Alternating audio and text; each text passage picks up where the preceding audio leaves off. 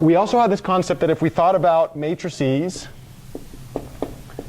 if f of x equals a times x is a map going from Rn to Rn, then what's true about that map?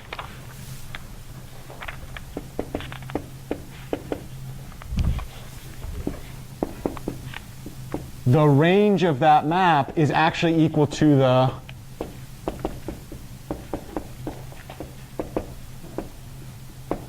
codomain. Everything that you possibly could map to is actually hit by your map. There's nothing that you don't hit, right? And the way to the kind of intuitive way to think about this, do you remember that non-singular matrix that we generated as an example of the Cauchy's question?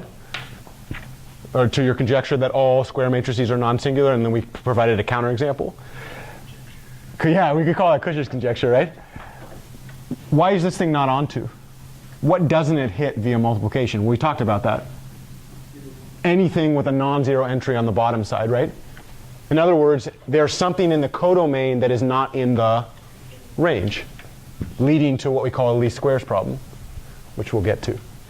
All right, so the other thing that we'll say is if I have a matrix vector multiplication map with f mapping Rn to Rn, then f is 1 to 1.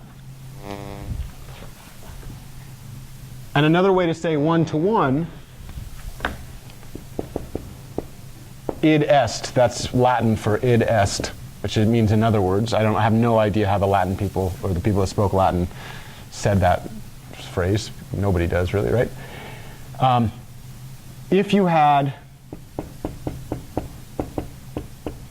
the output of two different evaluations equal to each other, do you know what that immediately implies?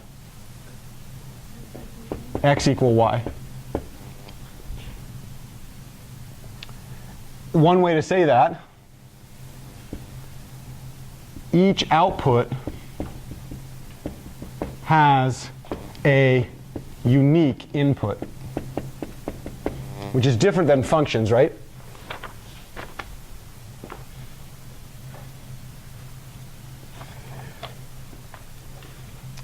I think I should probably tell you a little bit about notation. This one over here, when we're multiplying on the left-hand side by elementary matrices, we say so I'll write it up here, and then I'll make the specific connection to this point over here. One is said in English as A is row equivalent to an upper triangular matrix with what?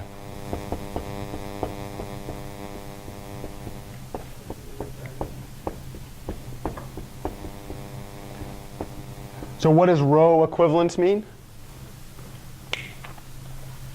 Effectively, row equivalence is a really, really fast way to say what? There exists a sequence of elementary matrices, which are shears, dilation, transmission, such that if I multiply it onto the, if I multiply on the left, so yeah, you're right, A on the left, I can get down to upper triangular. Why would that be row equivalent? Yeah, that's one of the reasons I was trying to really hound that in the early stages of this. This one's pretty crazy.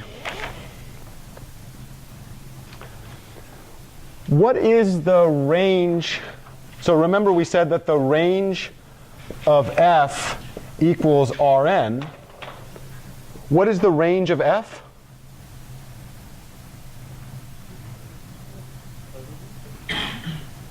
Yeah, that's true.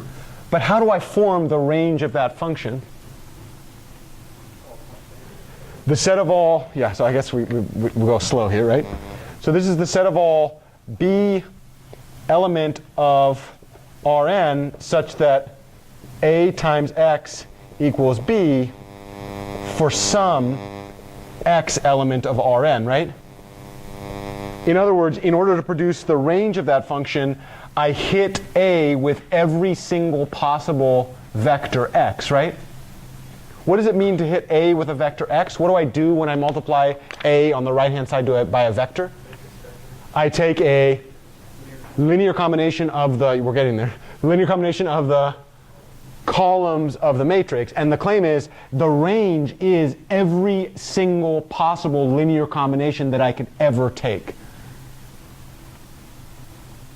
What is the set of all possible linear combinations of a set of vectors? It's called the span. So what is the range of this matrix? This is the span of what? You got to be careful. It's the span of the columns of A. In other words, the columns of A span Rn. That's how we say that.